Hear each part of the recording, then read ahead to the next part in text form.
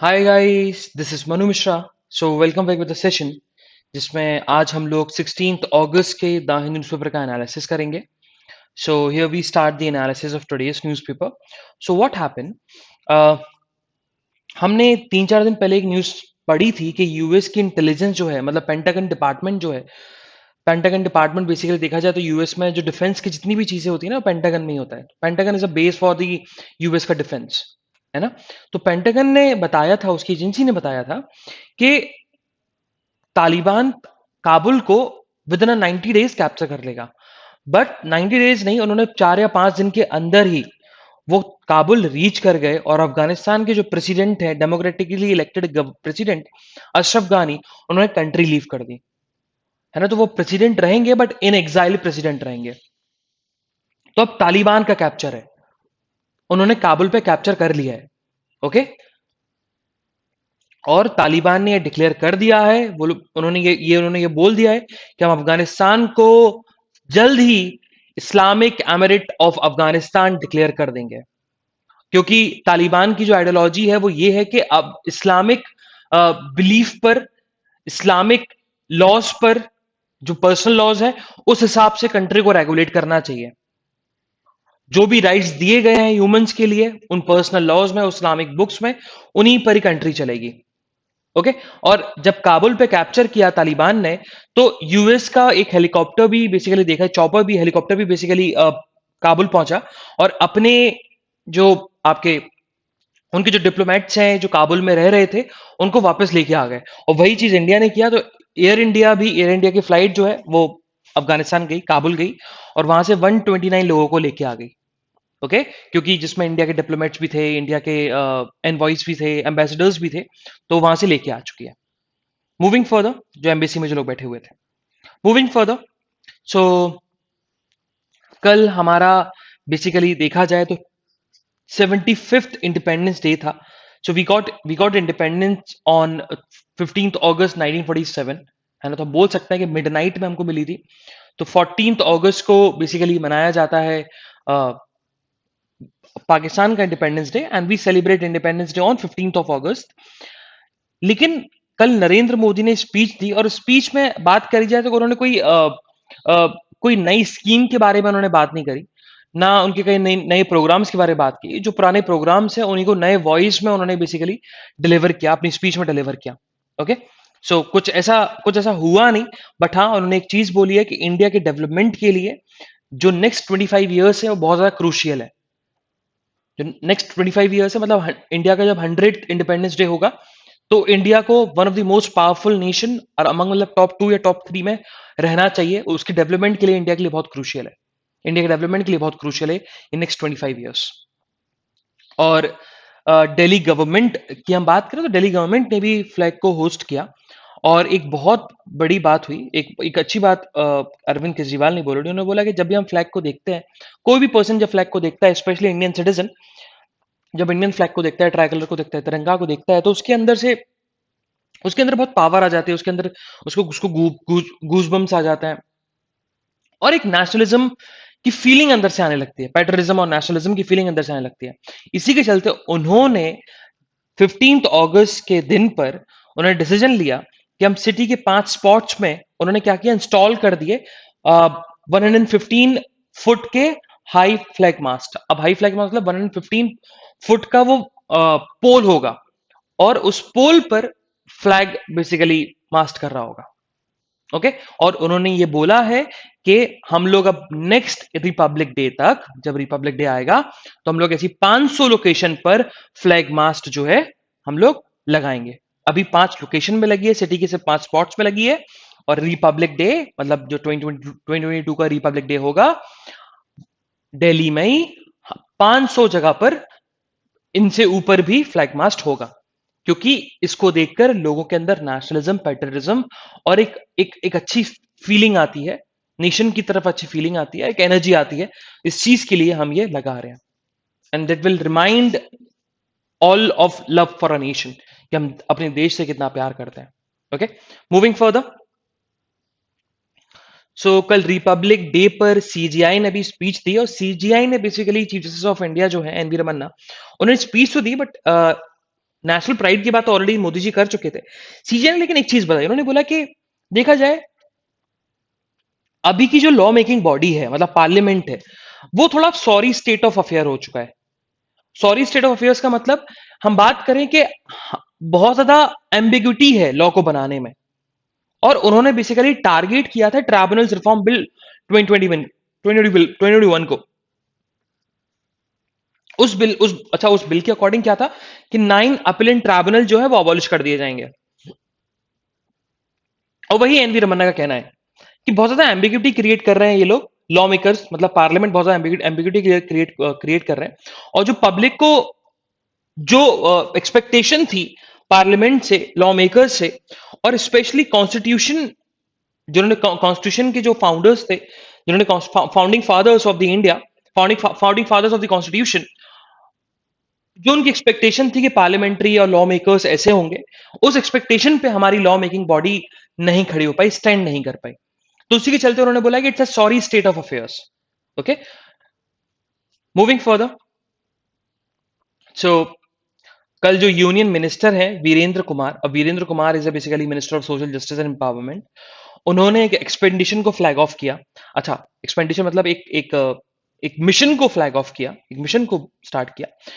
ये मिशन में जो भी डिसेबल्ड लोग हैं, और स्पेशली डिसेबल्ड लोग वो जो कि स्पेशली डिसेबल्ड वो लोग जो कि एक्स आर्म फोर्सेस में रहे हैं, वो बेसिकली जर्नी करेंगे, ट्रैक करेंगे सियाचिन ग्लेशियर तक ऑन द इंडिपेंडेंस डे, है ना। इंडिपेंडेंस डे के लिए वो निकल चुके हैं और सियाचिन ग्लेशियर वो ट्रैक करने वाले हैं।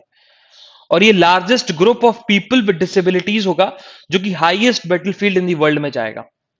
और इस चीज को एग्जीक्यूट कौन सी टीम कर रही है? It's a team claw. Okay, team claw एक ग्रुप है, it's a group of arm forces veteran working towards the empowering people with disabilities. तो veteran army, veteran arm forces के लोग हैं जो लोग डिसेबल्ड लोगों को एम्पावर करने के लिए वर्क करते हैं। Moving further, so this is something about city. तो हमें सिटी के बारे में नहीं पढ़ना है, will skip the city news. Okay, so we directly move to the north east space. तो कल असम, कल इंडिपेंडेंस डे के कल इंडिपेंडेंस डे के उस पर जब फ्लैग मास्ट कर रहे थे और स्पीच दे रहे थे हेमंत विश्व शर्मा, तो असम गवर्नमेंट ने अनाउंस किया, उन्होंने अनाउंस किया बेसिकली, उन्होंने ये बोला कि एक इंडिपेंडेंस डे बोनस हॉलिडे दी जाएगी, एक इंडिपेंडेंस डे बोनस लीव दी जाएगी गवर्नमेंट एम्प्लॉइज को, मतलब स्टेट गवर्नमेंट एम्प्लॉइज को। और उस लीव को बोलेंगे ग्रेटेरिक केयर। और ग्रेटेरिक केयर का मतलब होता है कि आप एनुअली एक एक्स्ट्रा वीक लीव ले सकते हो, एक्स्ट्रा वीक की लीव ले सकते हो, लेकिन वो वीक जो है ना, वो आप अपने एल्डर्स के साथ बताएंगे। आप एल्डर्स की केयर रखेंगे, एल्डर्स के साथ टाइम स्पेंड करेंगे। तो वो 7 दिन जो आपको, 7 दिन की जो छुट्टी मिल रही है, आपको लीव मिल रही है स्टेट गवर्नमेंट एम्प्लॉइज को एक साल में, वो उसी पर्पस के लिए यूज कर सकते हो। मतलब अगर आपने लीव ली है, ओके, केयर लीव ली है, इसका मतलब ये है कि आप अपने एजिड पेरेंट्स के साथ टाइम स्पेंड करने वाले हैं। अगर आपने टाइम स्पेंड नहीं किया तो वो लीव आपको नहीं ग्रांट होगी। वो लीव तभी ग्रांट होगी जब आप उसी पर्पस के लिए जा रहे हो, मतलब आप एजेड पेरेंट्स के साथ टाइम स्पेंड कर रहे हो। तो it's a very good basically scheme, it's a good announcement. और इसमें एक चीज और बताई उन्होंने, ये बोला कि इस स्कीम की जरूरत क्यों थी, ये लीव की जरूरत क्यों थी। दी आंसर इज कि उन्होंने बताया कि जब हम लोग गवर्नमेंट में आए तो हम लोगों ने ये देखा कि बहुत सारे पेरेंट्स जो हैं जो कि ओल्ड एज होम में रह रहे हैं, और उस इश्यू को हमें रिजॉल्व करना था। और ये इंडिया के कल्चर के अगेंस्ट में है। इंडिया में ऐसा कल्चर है ही नहीं। It's a very shameful and disturbing कि हमारे यहाँ के elderly parents old age home में रह रहे हैं, और इंडिया कल्चर नहीं है। इसी के चलते हमें ये स्कीम को लॉन्च करना पड़ा, जिसमें एनुअली 1 वीक की लीव दी जाएगी to the state government employees. और वो लीव तभी ग्रांट होगी जब आप एल्डरली पेरेंट्स के टाइम स्पेंड करोगे, तभी वो लीव ग्रांट की जाएगी, नहीं तो नहीं की जाएगी। मूविंग फर्दर, सो वही कल इंडिपेंडेंस डे के अवसर पर उड़ीसा गवर्नमेंट ने भी basically under the scheme Biju स्वास्थ्य कल्याण योजना के अंदर हेल्थ कार्ड इशू किए हैं टू दी ईच फैमिली, है ना, to the each family of Odisha. और उन्होंने ये बोला है कि हर फैमिली को जो इस योजना के अंदर जो हेल्थ कार्ड मिलेगा, और हेल्थ कार्ड जो है it can bear up the treatment up to 5 lakh per annum. मतलब अगर अगर मान के चलो, जैसे मेरे फैमिली के पास कार्ड है, मेरे फैमिली में किसी को बीमारी होती है, तो उसके 5 लाख तक का जो ट्रीटमेंट है वो फ्री होगा, वो गवर्नमेंट बेयर करने वाला है। ये सिंपल सी बात उड़ीसा गवर्नमेंट ने बोली और बताया कि स्कीम के अंदर हम लोग अब हेल्थ कार्ड जो है, health card to bear treatment cost in Odisha up to 5 lakh rupees per annum. Moving further, so अगर हम सदर्न पेज की बात करें, सदर्न पेज में आज टोटली अबाउट जो पॉलिटिकल न्यूज तो मैं नहीं पढ़ना है। ओके, तो मूविंग फर्दर, सो यस, तो आज हमारे लिए 3 एडिटोरियल इंपॉर्टेंट है। So it's about the India fate is tied to the rest of the world. अच्छा, ये बहुत इंटरेस्टिंग एडिटोरियल, ये बताएगा कि आफ्टर द इंडिपेंडेंस इंडिया ने कैसे कैसे रिलेशंस बनाए, इंडिया में कैसे कैसे इवेंट्स हुए, डिजास्टरस इवेंट हुए, हम अचीवमेंट वाले इवेंट्स हुए। तो ये सारी चीजें बेसिकली ऑथर ने बताई हैं इसमें। इसमें ऐसा कुछ नया नहीं है, बस इंडिया के पास्ट के बारे में है, मतलब आफ्टर 1947 टिल प्रेजेंट, अभी तक। चलो इसको अपन डिस्कस करते हैं। तो हुआ क्या, तो सबसे पहले ऑथर ने लिखा India fate is tied to the rest of the world. तो उसमें बताया गया कि इंडिया, देखा जाए इंडिया, जब से इंडिया इंडिपेंडेंट हुआ है, इंडिया हमेशा अदर वर्ल्ड के साथ, रेस्ट ऑफ द वर्ल्ड के साथ, मतलब अदर कंट्रीज के साथ हमेशा क्लोजली टाई अप रहा है। मतलब हमेशा, मतलब उसको कभी, इंडिया को कभी आइसोलेट हुआ ही नहीं, कभी आइसोलेट नहीं हुआ। अगर इंडिया सोवियत यूनियन के साथ रिलेशन रहे, तो जब सोवियत यूनियन के साथ रिलेशन नहीं रहे तो उन्होंने यूएस के साथ रिलेशन कर लिया। उसका साउथ ईस्ट एशिया में भी रिलेशन अच्छे हैं। तो ये बताया गया कि इंडिया हमेशा से अच्छे रेस्ट ऑफ द वर्ल्ड के साथ रिलेशनशिप में रहा। और ये बात और ज्यादा इंटरेस्टिंग है क्योंकि हम बात करें, इंडिया उन दो कंट्री के साथ नेबरहुड लगाता है, और दोनों कंट्रीज न्यूक्लियर, और दोनों कंट्रीज एक तो बहुत ज्यादा दोस्त है, आयरन फ्रेंड है, और दोनों ही न्यूक्लियर केपेबल कंट्रीज हैं, न्यूक्लियर कंट्रीज हैं। I am talking about China and Pakistan. कि पाकिस्तान भी न्यूक्लियर कंट्री है, चाइना भी न्यूक्लियर कंट्री है, और दोनों इंडिया के नेबरहुड है, और पाकिस्तान और चाइना बहुत ज्यादा क्लोज फ्रेंड है। तो इंडिया में दिखती इतनी ज्यादा इनसिक्योरिटी है, लेकिन तब भी इंडिया में देखा जाए, in comparison to the Pakistan, in comparison to the China, वहां पर इंडिया में सबसे कम ह्यूमन राइट वॉलेशन होते हैं। यहां पर लोगों के कम राइट्स वायलेट किए जाते हैं एज कंपैरिजन टू चाइना और as comparison to the USA. अब आगे ऑथर ने लिखा, बताया कि अभी हम बात करें तो अभी का जो इंडिपेंडेंस डे था और लास्ट ईयर का जो इंडिपेंडेंस डे था, उसमें कोविड-19 पैंडेमिक के चलते बहुत, एक तो ह्यूमैनिटेरियन बहुत ज्यादा लॉस हुए, ह्यूमन लॉसेस ज्यादा हुई, लाइफ की लॉसेस ज्यादा हुई, हेल्थ के इश्यूज देखने को मिले, उसके साथ साथ इकोनॉमिक ग्रोथ में भी थोड़ा बहुत पॉज आया। लेकिन बात करें तो और भी चीजें हैं अभी करंट सिचुएशन में। अभी फोकस हमारा कोविड-19 की तरफ जा रहा है और सिर्फ इकोनॉमिक इकोनॉमिक स्टॉप की तरफ जा रहा है, इकोनॉमिक ग्रोथ के पॉज की तरफ जा रहा है। बट अगर हम बात करें तो और भी बहुत सारे इश्यूज हैं, लाइक चाइना वाला इशू है, तो चाइना में भी इशू चल रहा है, बॉर्डर इशू चल रहा है इंडिया के साथ। अफगानिस्तान में सिचुएशन बहुत ज्यादा खराब है। तो इंडिया के लिए ये बहुत बुरी सिचुएशन तो नहीं, बट हाँ, India is facing a some bigger challenging challenge. Okay, India बहुत ज्यादा बिगर चैलेंज को फेस कर रहा है। और अभी हम बात करें तो India is the sixth largest economy in the world, और इंडिया के पास वेल ट्रेन प्रोफेशनल मिलिट्री है, और ऐसी बहुत सारी कंट्रीज हैं जिनके पास खुद की मिलिट्री भी नहीं है। इंडिया ने इंडिया ने टेक्नोलॉजी में बहुत ज्यादा, टेक्नोलॉजिकली बहुत ज्यादा बूस्टअप किया। उन्होंने strategically, international strategic and economic partnership को बहुत ज्यादा ग्रोथ दे दी, ये बताया। अब ऑथर ने स्टार्ट किया यहां से एडिटोरियल। उन्होंने बताया कि जैसे ही इंडिया इंडिपेंडेंट हुआ था 15 अगस्त 1947 को, तो पार्टीशन हुआ। पार्टीशन में बहुत ज्यादा ब्लड स्लाइड हुआ था। ब्लड स्लाइड मतलब बहुत ज्यादा, पार्टीशन में चलते बहुत सारे लोगों की डेथ हुई थी।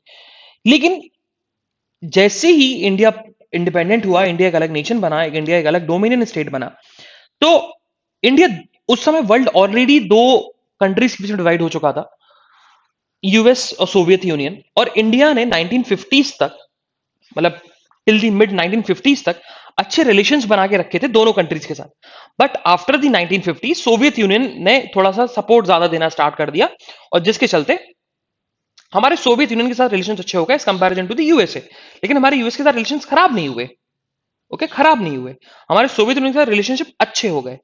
और उसके साथ हमने बहुत सारी चीजें करी, इंडिया ने बहुत बड़ा मेजर रोल प्ले किया था, और भी और भी कॉलोनीज को डीकॉलोनाइज कराने में, जैसे कि अफ्रीका में, कोरिया में, एशिया में बहुत सारे मूवमेंट स्टार्ट किए थे, मिलिट्री सपोर्ट दिया था, मिलिट्री मिशन भेजा था, कोरिया मिलिट्री मिशन भेजा था, अफ्रीका में एक कंट्री है कॉन्गो, वहां मिलिट्री मिशन भेजा था कि उस एरिया को डीकोलोनाइज किया जाए, उनको इंडिपेंडेंस दी जाए। जैसे इंडिया को कॉलोनाइज करके रखा था ब्रिटिशर्स ने, तो वैसे इंडिया ने भी बहुत सारी कंट्रीज की हेल्प करी है अफ्रीका और एशिया में, जो कि यूरोपियन कंट्रीज ने कैप्चर करके रखा हुआ था, उनको डीकोलोनाइज कराने में। ओके, लेकिन उसके बाद इंडिया देखा जाए तो इंडिया सक्सेसफुल और हिस्टोरिकल और टेरिटोरियल गेन करता रहा, लेकिन इन दी 1962 because of the border issue India और चाइना की वॉर हो गई। तो इंडिया के लिए देखा जाए तो इंडिया के लिए सेटबैक टाइप था ये, इमेंस सेटबैक टाइप था, क्योंकि इंडिया ने चाइना को हमेशा सपोर्ट किया, हमेशा से। ब्रदर जवाहरलाल नेहरू जो इंडिया के पहले प्राइम मिनिस्टर थे, उन्होंने हमेशा चाइना को रिकॉग्नाइज किया और ब्रदर की तरह ट्रीट किया था। It's a brother nation. और इंडिया के पास इंडिया के पास ऐसा बोला भी जाता है कि इंडिया के पास ऑफर था कि वो यूएन की परमानेंट सीट ले सकता है, परमानेंट मेंबर बन सकता है, बट जवाहरलाल नेहरू ने चाइना को ऑफर किया था कि चाइना ने कुछ ज्यादा चीजें झेली हैं वर्ल्ड वॉर टू में, और वो बहुत समय से इंडिपेंडेंस के लिए लड़ रहा है, तो चाइना को ऑफर कर देनी चाहिए, वहां पे पॉपुलेशन भी ज्यादा है तो रिप्रेजेंटेशन भी ज्यादा होगा, और चाइना अगर है तो हम भी है, हम साथ में रही। मतलब अगर चाइना परमानेंट मेंबर बना हुआ है तो ये मान के चलेंगे कि इंडिया भी परमानेंट मेंबर ही है। But because of the border issue, because of the आपका टेरिटोरियल डिस्प्यूट, इंडिया और चाइना वॉर हो गया, तो इंडिया को एक बहुत बड़ा सेटबैक लगा। फिर उसके बाद 3 साल बाद ही 1965 में पाकिस्तान के साथ वॉर हो गया। ओके, और after the India Pakistan war in 1965 China ने ग्रेट अर्जेंसी फॉलो करने लगे, और चाइना ने बहुत सारे टेस्ट करने लगा, न्यूक्लियर वेपन्स टेस्ट करने लगा। और 1967 में इंडिया की फोर्सेस को पुश किया गया फ्रॉम द सिक्किम 1967 में। बट देखा जाए तो उस 1960s में, 1960s की हम बात करें तो ये सारी चीजें हुई, उसके साथ साथ एक अच्छी चीज भी हुई इंडिया में, दैट इज ग्रीन रेवोल्यूशन।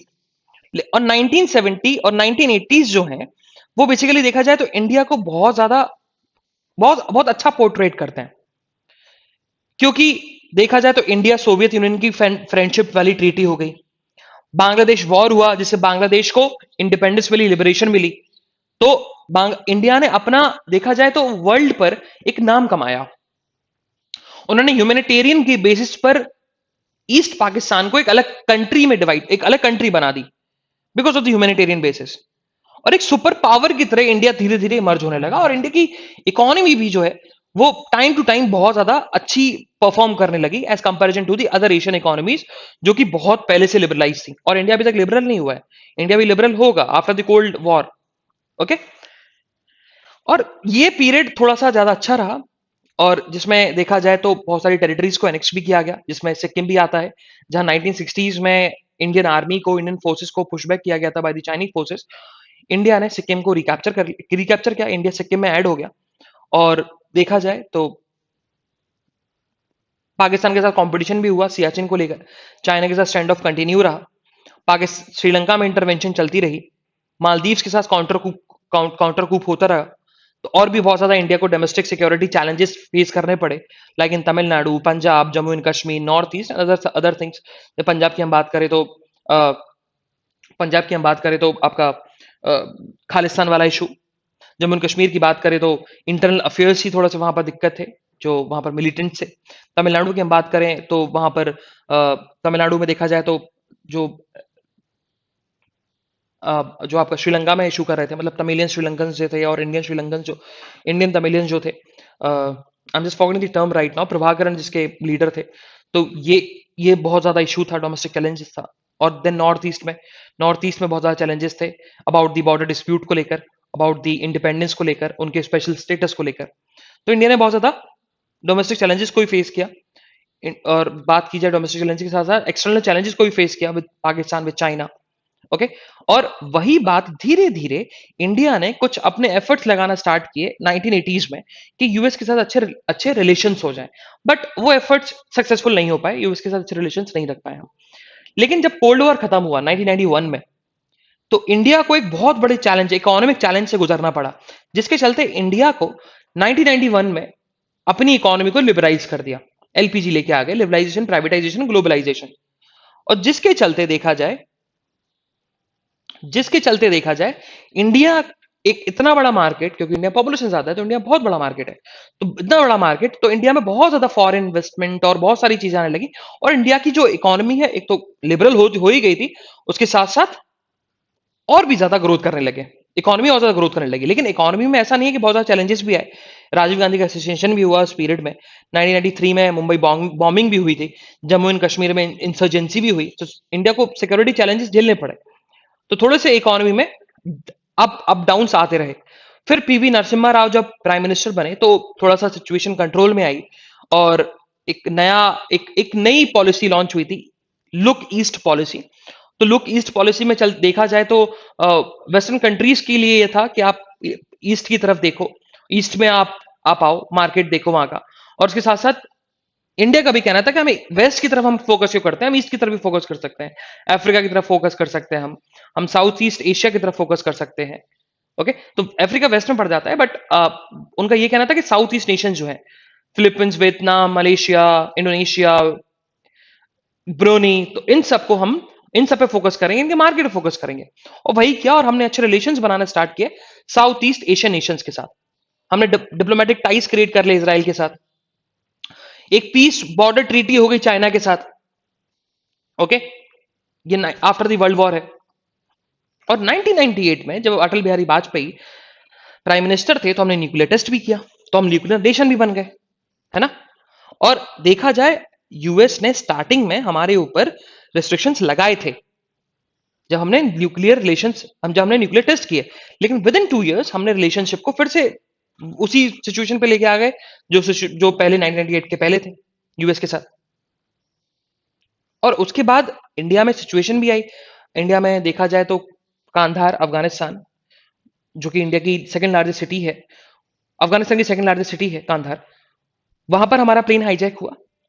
उसके बाद अभी जैसे मूवी आ रही है बेल बॉटम, तो बेल बॉटम इसी पे बनी हुई है, प्लेन हाईजैक पे बनी हुई है। देन 2001 में इंडिया के पार्लियामेंट अटैक हुआ। तो या इंडिया की इकोनॉमी भी ग्रोथ करती रही, बट इंडिया को और भी चैलेंजेस फेस ऑफ करने पड़े। इंडिया ने टेक्नोलॉजी कंपनीज बहुत ज्यादा खोली, सर्विस सेक्टर बहुत ज्यादा राइज किया, बहुत बहुत बड़ा मार्केट राइज किया, कंज्यूमर मार्केट बहुत बड़ा राइज हुआ। और उसके बाद 2004 में जब मनमोहन सिंह की गवर्नमेंट बनी, तो ये चीज जो है ना, ये एक्सटेंड होता गया, वर्क जो है एक्सटेंड होता गया उसी चीज पे। न्यूक्लियर स्टेटस जो है आउटस्टैंडिंग हो गया, कोई क्वेश्चन नहीं कर सकता था अब इंडिया की न्यूक्लियर वेपन्स पर, इंडिया के न्यूक्लियर स्टेट बनने पर। ओके, फिर उसके बाद 2013 में चैलेंजेस हमारे पास आए, इंडिया चाइना, जो कि अब इजी है, सो जस्ट रीड इट। अब ये जो है देखा जाए तो अब ऑथर ने लास्ट में लिखा है एन इंटरनेशनल इंडिया। उसमें बताया कि इंडिया के जो ऑब्जेक्टिव थे वो थे development, regional security, a balance of power and shaping of international conscious to be more amenable to Indian interest. तो देखा जाए तो इंडिया के हमेशा जो ऑब्जेक्टिव रहे हैं वो रहा है डेवलपमेंट, मतलब विकास, रीजनल सिक्योरिटी के मतलब रीजन में सिक्योरिटी बनी रहे, कोई डिस्टर्बेंस क्रिएट ना हो, बैलेंस ऑफ पावर हो, मतलब किसी के पास ज्यादा पावर ना हो या किसी के पास कम पावर ना हो, और the shaping of international conscious to be more amenable to the Indian interest, मतलब इंडियन इंटरेस्ट के चलते इंटरनेशनल रिलेशंस को कैसे शेप ऑफ करना है, ये इंडिया का हमेशा से कॉन्सेप्ट रहा है। ओके, तो वही फिर लास्ट में ऑथर ने लिखा कि इंडिया का भी ये 75th इंडिपेंडेंस डे है, और देखा जाए तो हम उस वर्ल्ड में उस प्लेस पे हैं कि हमें कोई इग्नोर नहीं कर सकता। We are in that position, हमें कोई इग्नोर नहीं कर सकता। एंड वी आर दी हम लोग एक इंडिपेंडेंट नेशन है जिसको लोग याद रखेंगे बहुत लॉन्ग समय तक, और हम हिस्ट्री क्रिएट कर सकते हैं, हम एक मेजर सुपर पावर बन सकते हैं। सो ये था एडिटोरियल जिसमें इंडिया के बारे में बताया गया कि इंडिया ने कैसे आफ्टर द इंडिपेंडेंस कैसे ग्रोथ करी, क्या चैलेंजेस फेस किए, और क्या क्या इंडिया में हुआ। Okay, moving further. सो जो सेकंड एडिटोरियल है, इट्स अबाउट द मेमोरीज। अच्छा, इस मेमोरीज को ये जो लिखा गया है एडिटोरियल, ये एडिटोरियल बेसिकली लिखा गया क्योंकि प्राइम मिनिस्टर मोदी ने ऑन 14th ऑफ अगस्त को अनाउंस किया था कि हम इस डे को 14th ऑफ अगस्त को, जिस दिन पाकिस्तान का इंडिपेंडेंस डे होता है और उस दिन पार्टीशन स्टार्ट हुआ था, उसको हम सेलिब्रेट करेंगे Pakistan horror remembrance day. Author ने इस चीज में बताया गया कि देखो, है तो सही चीज, मतलब कोई खराब चीज नहीं है, लेकिन देखा जाए तो ये मेमोरीज को फिर से हार्श मेमोरीज हैं। पार्टीशन कोई अच्छी मेमोरीज नहीं है। पार्टीशन में अराउंड देखा जाए तो 2 मिलियन लोगों की डेथ हुई थी, मतलब 20 लाख लोगों की डेथ हुई थी। कम से कम 1 लाख विमेन किडनैप हुई, उनका रेप किया गया। 15 मिलियन 15 मिलियन की हम बात करें, अराउंड 1.5 करोड़ लोग डिस्प्लेस्ड हो गए बिकॉज ऑफ द पार्टीशन। और इस चीज से, जो प्राइम मिनिस्टर मोदी ने अनाउंस किया, इस चीज से 3 कंट्रीज अफेक्ट होंगी। एक तो इंडिया, एक तो पाकिस्तान, और दूसरा बांग्लादेश भी। क्योंकि बांग्लादेश में भी, बांग्लादेश भी इंडिया की पार्ट हुआ करता था, बट वो टेरिटरी बन गई, पाकिस्तान की टेरिटरी बन गई। फिर बाद में 1971 में बांग्लादेश अलग कंट्री बनी, बट लेकिन बांग्लादेश के लोग तो वही हैं। अलग कंट्री जरूर बन गई, लेकिन बांग्लादेश के लोग तो वही हैं। इंडिया के ही पार्ट थे, पार्टीशन उनका भी हुआ था। तो उनके लिए भी एक हॉरर मेमोरीज क्रिएट करता है ये डे। ओके। और वही ऑथर ने बताया कि मोहम्मद मोहम्मद अली जिन्ना की जो थ्योरी थी, टू नेशन थ्योरी, जो कि रिलीजन पे बेस्ड थी, सिर्फ रिलीजन पे बेस्ड थी, वो देखा जाए तो एक तरीके से उसी वजह से बांग्लादेश का डिसइंटीग्रेशन हुआ। क्योंकि वेस्ट पाकिस्तान के लोगों ने रिकॉग्नाइज नहीं किया ईस्ट पाकिस्तान के लोगों को। तो बांग्लादेश के लिए बल्कि देखा जाए तो ये दो सिचुएशन क्रिएट करता है। तो 1947 का पार्टीशन, उसके बाद 1971 का वॉर, उसमें भी बहुत सारे लोगों की डेथ हुई थी। अराउंड 20 लाख लोगों की डेथ हुई थी, उससे भी ज्यादा लोगों की डेथ हुई थी। तो वही बताया गया कि प्राइम मिनिस्टर की रीजनिंग सही थी, बट इस डे को वो थोड़ा सा नेगेटिव में भी बोला उन्होंने कि इस डे को नहीं सेलिब्रेट करना चाहिए, क्योंकि ये सोशल डिवीजन में पॉइजन शायद क्रिएट करे, हो सकता है रिमूव भी कर दे और डिसहार्मनी लेके आ सकता है। और हमें जो है सोशल हार्मनी लेके आनी है और ह्यूमन एम्पावरमेंट की तरफ वर्क करना है। हमें साथ में सबको लेके चलना पड़ेगा, ये ऑथर का कहना है। मूविंग फर्दर, तो बहुत ईजी है, तो just read it on your own. Moving further, so the next editorial, it's about the an oath in whose name.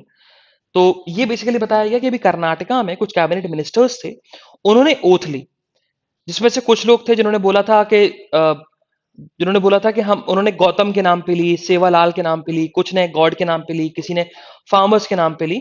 तो सबने ओथ जो है वो अलग अलग तरीके से ली, अलग अलग। ओथ में जब क्या होता है कि आप कसम खाते हो, किसी की स्वेयर करते हो, तो वो कसम खाई, लेकिन सबने अलग अलग, किसी ने फार्मर्स के ऊपर, किसी ने फार्मर्स की कसम खाई, किसी ने गॉड की कसम खाई, किसी ने अपने गुरु की कसम खा ली। तो वही ऑथर ने बताया कि जितनी भी ओथ जो हुई हैं कर्नाटका के कैबिनेट मिनिस्टर ने ली है, वो सारी की सारी ओथ क्या है, अनकॉन्स्टिट्यूशनल है, वो against the spirit of constitution है। अब थोड़ा सा वो नॉस्टैल्जिया में चले जाते हैं ऑथर, और उन्होंने 1949 की बात की गई। उन्हें बताया कि 17 अक्टूबर 1949 को लास्ट चीज पर डिस्कशन होना था, वो था प्रियम्बल पर डिस्कशन करना था कि प्रियम्बल को कैसे फ्रेम किया जाए। ओके। और प्रियम्बल की हम बात करें तो प्रियम्बल जो स्टार्ट अभी होता है, is a we the people of India. लेकिन एक अमेंडमेंट प्रपोज किया गया था, एक पर्सन थे, एक कॉन्स्टिट्यूशनल असेंबली के मेंबर थे, एच.वी. कामत। उन्होंने एक अमेंडमेंट प्रपोज किया था। अमेंडमेंट में बोला गया था कि अगर हम वी द पीपल की जगह हम अगर ये बोले in the name of God, we the people of India, तो उस चीज को बोला गया। एक और बेसिकली कॉन्स्टिट्यूंट असेंबली के एक और मेंबर थे, उन्होंने बताया गया था कि अगर हम बोलेंगे in the sure of God with the people of India, तो हमारे इंडिया के सेक्युलरिज्म के अगेंस्ट है। क्योंकि इंडिया में, इंडियन कॉन्स्टिट्यूशन में हमने ऑलरेडी फंडामेंटल राइट में लिख दिया है कि there is a freedom of religion. आप किसी भी फेथ पे बिलीव कर सकते हो, इसका मतलब ये भी है कि आप किसी फेथ पे बिलीव ना करो, लेकिन अगर आप प्रियम्बल में इन दी स्योर ऑफ गॉड लगा रहे हो, तो ये कंपल्शन हो जाएगा उस पर्सन के ऊपर जो ओथ ले रहा है या जो प्रियम्बल बोल रहा है, कि वो गॉड में बिलीव करे। लेकिन मैं गॉड में बिलीव नहीं करता, तो ये दूसरे काउंटर पार्ट हो जाएंगे, प्रियम्बल काउंटर पार्ट हो जाएगा। और जो हमने फंडामेंटल राइट में और कॉन्स्टिट्यूशन में ऑलरेडी इनसाइड लिखा हुआ है कि फ्रीडम ऑफ फेथ और freedom of religion, it's a fundamental right. वो आपके ऊपर है, आपको मानना है तो मानिए भगवान को, नहीं मानना है नहीं मानिए। लेकिन अगर प्रियम्बल में इन दी सॉर्ट ऑफ गॉड लिख देते हैं तो भगवान को मानना जरूरी हो जाएगा।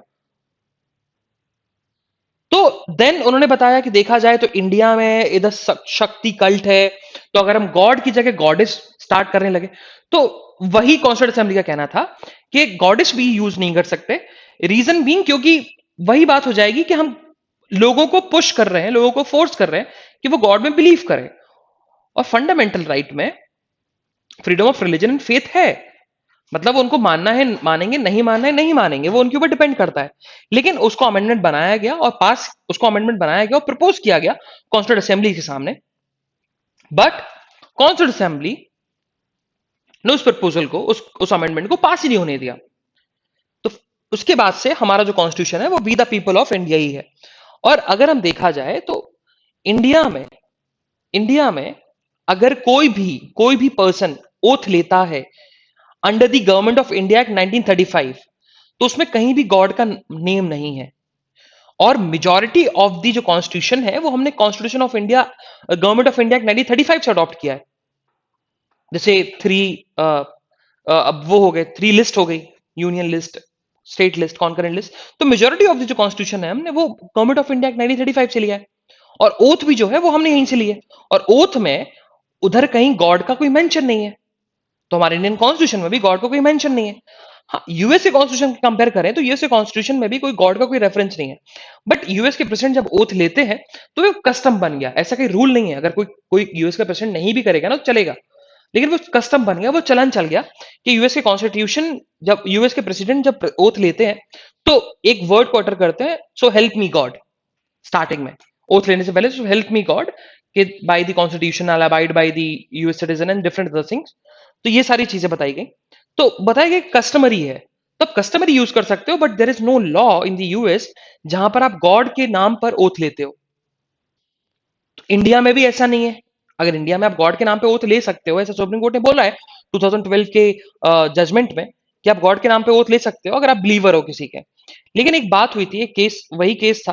तो उस केस में हाईकोर्ट ने बेसिकली बोला था, हाईकोर्ट के पास मैटर गया और हाईकोर्ट ने बोला क्या था कि जो हमने गॉड के नाम पे ओथ ली है, मतलब बेसिकली नाम था श्री नारायण गुरु के नाम पे हमने जो ओथ ली है, वो हाईकोर्ट ने क्लियर बोल दिया था कि ये जो ओथ है ये वॉइड है, ये नहीं मानी जाएगी। और ये मैटर सुप्रीम कोर्ट गया और सुप्रीम कोर्ट ने यही बोला था कि इलेक्टेड रिप्रेजेंटेटिव जो है वो कॉन्स्टिट्यूशन से अबाइड होने चाहिए, जो उसमें कंप्लाइंस दी है उसकी वर्डिंग्स को फॉलो करना चाहिए। जो इलेक्टेड रिप्रेजेंटेटिव होते हैं उनको अबाइड करना चाहिए। और वही लास्ट में ऑथर ने लिखा कि अगर हम एक पोजीशन पे बैठे हैं, अगर कोई पर्सन किसी कॉन्स्टिट्यूशनल पोस्ट को होल्ड करके बैठा है तो उसको कॉन्स्टिट्यूशन के अकॉर्डिंग ही ओथ लेनी चाहिए, ना कि किसी गॉड के नाम पर। अगर गॉड है, उसके गॉड वो मानता है तो इट्स गुड फॉर हिम, और वो उसका पर्सनल मैटर है। ओके, ये बेसिकली ऑथर ने बताया। Moving further, so on the national news, national news की हम बात करें तो जब इंडियन ऑफिशियल्स जब आए यहाँ पर, उनका जब प्लेन यहाँ पर लैंड हुआ, इंडियन ऑफिशियल, इंडियन, क्योंकि एयर इंडिया का प्लेन गया था, हमने पढ़ा था फर्स्ट पेज में, तो वापस भी आया तो इंडियन ऑफिशियल ने बताया कि जो तालिबान ने टेक ओवर किया वो इतनी जल्दी किया कि वो बहुत सरप्राइजिंग था, मतलब इतनी जल्दी हो ही नहीं सकता था। सो हो सकता है कि कुछ हो, किसी की हेल्प मिल रही हो, अमेरिका की हेल्प मिल रही हो सकता है, we don't know. Okay, then CBI के इन्वेस्टिगेटिंग, सीबीआई के जो सीबीआई ने अनाउंस कर दिया है, सेंट्रल ब्यूरो ऑफ इन्वेस्टिगेशन ने अनाउंस कर दिया है कि जो भी जज के डेथ के केस से रिलेटेड इंफॉर्मेशन देगा उसको 5 लाख रुपए का इनाम मिलेगा। जज का डेथ का केस मतलब धनबाद में जो जज की डेथ हुई थी, जिनको ऑटो रिक्शा वाले ने हिट करके मार दिया था ऑन 20 जुलाई को, तो उसमें सीबीआई इन्वेस्टिगेट कर रही है और उन्होंने अनाउंस कर दिया है कि अगर कोई इंफॉर्मेशन देता है जज से रिलेटेड तो हम उसको 5 लाख रुपए का इनाम देंगे। मूविंग फर्दर, सो एक रिपोर्ट निकल के आई, एक रिपोर्ट में यही बताया गया कि इन लास्ट 3 इयर्स में सबसे ज्यादा नेचुरल डिजास्टर से, सबसे ज्यादा नहीं, कितनी डेथ हुई है और सबसे ज्यादा किस स्टेट में हुई है। तो वही बताया गया कि अराउंड 6,808 डेथ हुई है because of rain and because of cyclones in the last 3 years. और सबसे ज्यादा अगर कोई स्टेट अफेक्ट हुआ है, जिसपे इंपैक्ट बढ़ा है रेन और साइक्लोन्स का, दैट इज वेस्ट बंगाल। वेस्ट बंगाल ने टॉप किया है विद 964 फर्टिलिटीज। वहीं हम उड़ीसा की बात करें तो उड़ीसा ना ही सेकंड पे है ना ही थर्ड पे है। ओके, तो उड़ीसा इतना अच्छा परफॉर्म कर रहा है, बल्कि Orissa is a cyclone prone area, वहां पर बहुत ज्यादा साइक्लोन आते हैं। फानी आया, बुलबुल आया, एम्फान आया, यास आया। तो 2019 से 2021 तक अराउंड 4 to 5 साइक्लोन्स आ गए। तो ये बताया गया, ये बताता है कि आप अगर एडमिनिस्ट्रेशन अच्छा करोगे ना, तो आप ह्यूमन कैजुअलिटीज को, ह्यूमन लाइफ को बचा सकते हो। और अगर अभी जब साइक्लोन यास आया तो सेंट्रल गवर्नमेंट ने अनाउंस किया था, बहुत बड़ा अमाउंट अनाउंस किया था to the Orissa government and to West Bengal government. But covid 19 के बीच में आया था ये साइक्लोन, लेकिन उड़ीसा गवर्नमेंट ने एक्सेप्ट नहीं किया था अमाउंट। उन्होंने बोल दिया था कि because of the Covid 19 central government खुद उनके पास कमी पड़ रही है पैसों की, तो हम क्यों लें, और हमारे पास सफिशिएंट पैसा है कि हम देख सकते हैं अपने उड़ीसा के रेसिडेंट्स को। और वहीं वेस्ट बंगाल ने ले लिया था।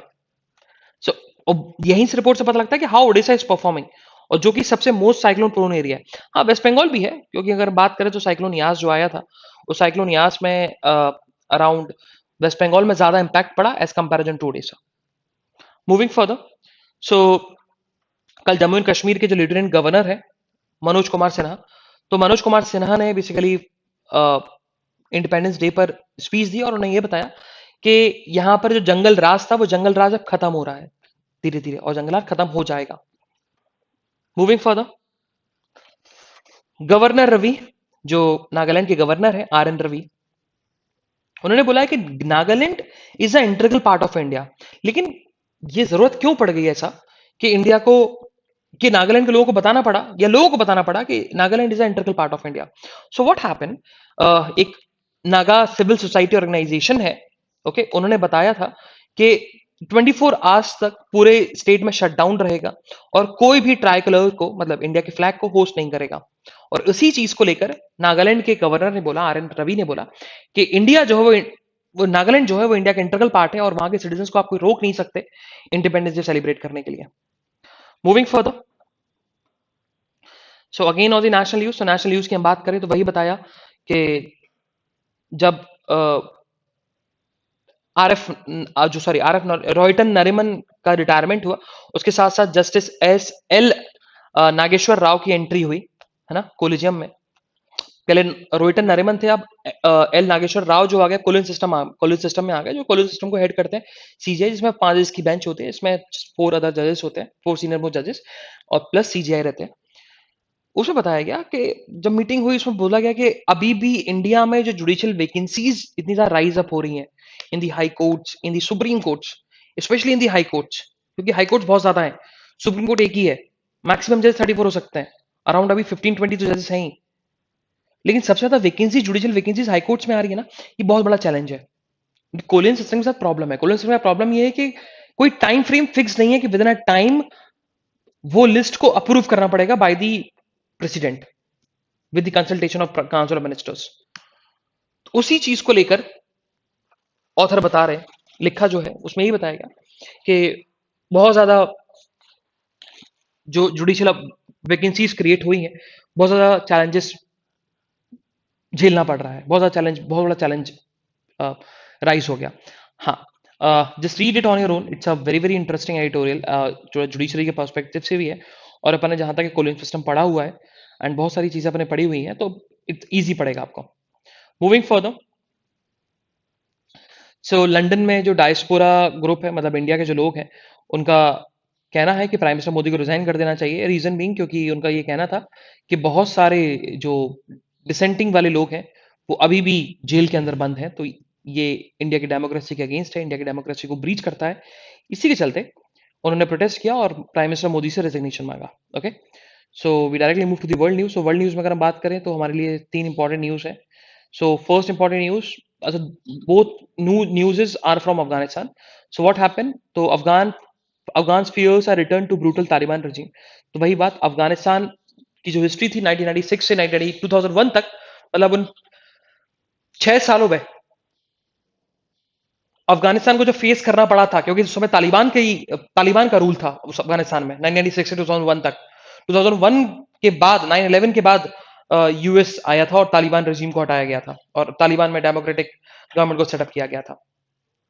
लेकिन वही ऑथर ने लिखा है इस न्यूज में कि अब अफगान के जो लोग हैं, मतलब अफगानिस्तान के जो लोग हैं, रेसिडेंट्स हैं, सिटीजन हैं, उनको फिर से वो ब्रूटल तालिबान रेजिम को फेस करना पड़ेगा।